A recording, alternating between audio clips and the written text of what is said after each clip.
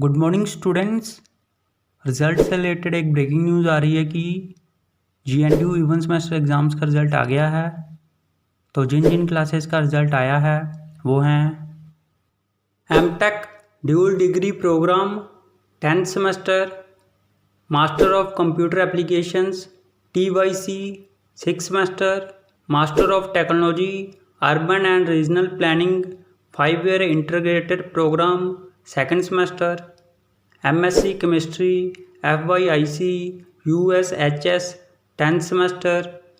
तो सभी students GNDU की ऑफिशियल वेबसाइट पर जाकर अपना अपना रिजल्ट चेक करें gnu.ac.in पर। ऑल दी बेस्ट सभी स्टूडेंट्स को। उम्मीद है कि आप सबका रिजल्ट बहुत ही अच्छा आया होगा और सभी स्टूडेंट्स पास होंगे। तो जैसे ही किसी और क्लास का या फिर किसी सेमेस्टर का रिजल्ट आता है तो हम आपको बता देंगे। तब तक इस वीडियो को लाइक कर दो, शेयर कर दो, चैनल सब्सक्राइब कर दो और बेल आइकन ज़रूर प्रेस कर देना। Thank you.